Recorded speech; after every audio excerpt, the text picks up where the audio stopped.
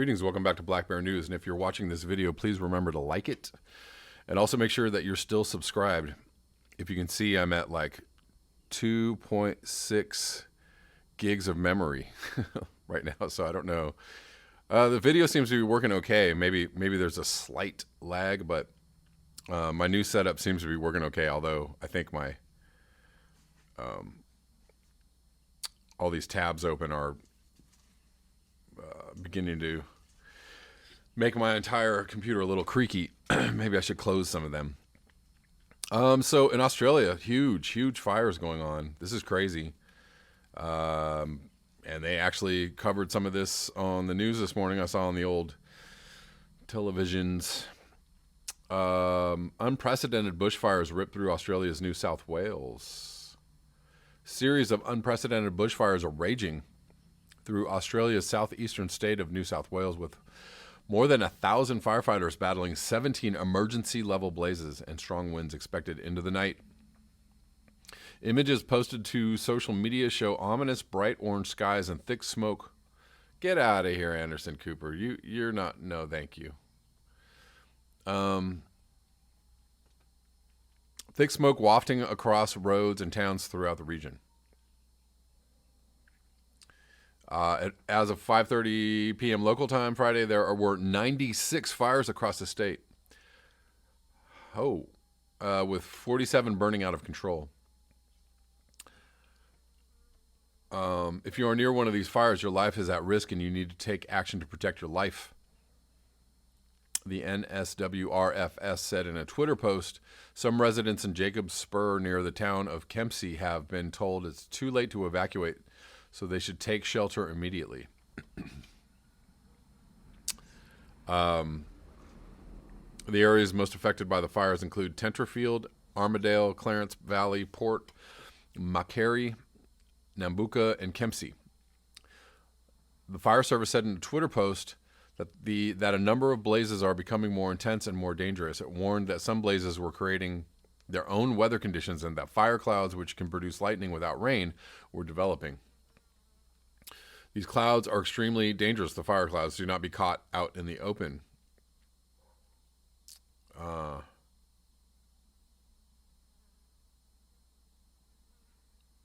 Winds are set to be relentless throughout the evening. About 50 bushfires are also blazing in the neighboring state of Queensland. Residents in several areas there have been told to evacuate as emergency-level fires threaten homes and properties. And it just keeps on going. Australia being hit yet again. Australia's just can't get a break from extreme weather events.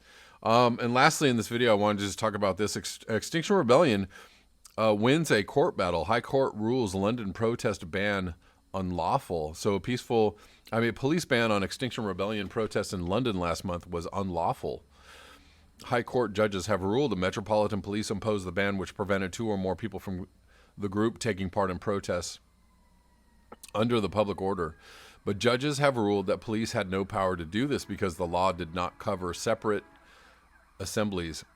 Activists say the police could now face claims for false imprisonment for potentially hundreds of protesters. The Met said it would carefully consider the ruling. The protests cost £24 million to police and led to 1,828 arrests, with 165 people charged with offenses. During the court hearing, the force had argued that the ban was the only way to tackle widespread disruption. However, Lord Justice Dingemans and Mr. Justice Chamberlain ruled in favor of Extinction Rebellion.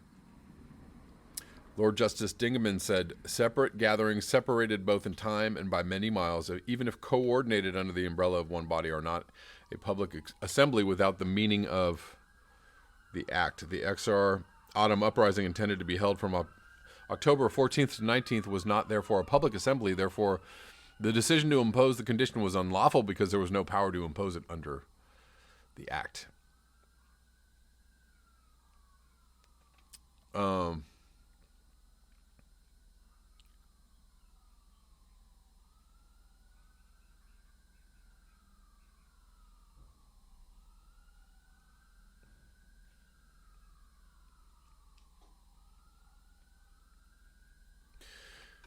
The court was told, so police had previously, anyways, let's go back.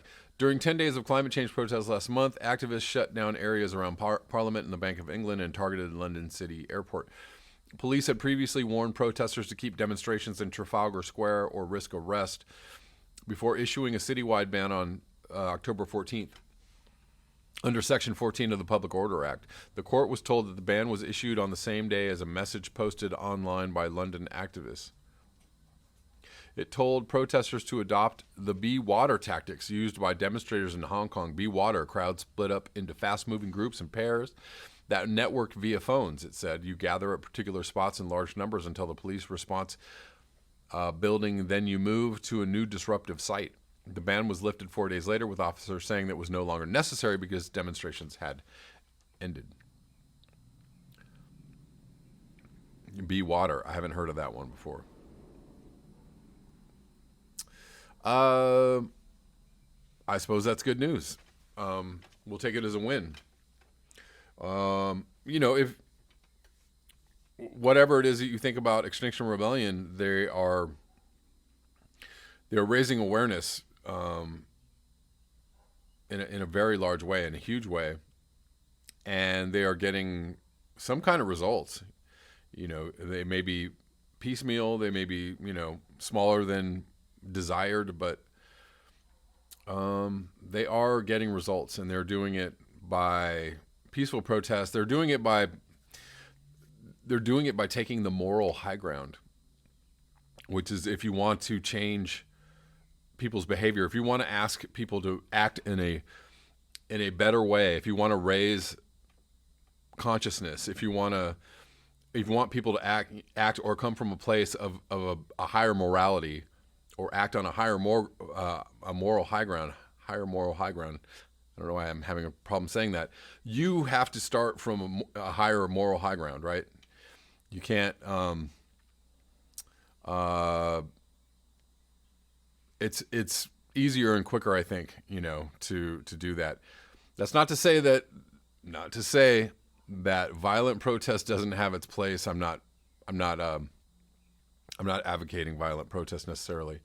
I'm just saying that both have been used in the past and gained results. And some people think it's some people say it's the two-headed prong, right? I think I've talked about this before. I had a friend who did a thesis in college around the fact that it wasn't just Martin Luther King that won all the victories. It was the fact that you had Malcolm X in a more, for lack of a better word, violent or more disruptive faction, kind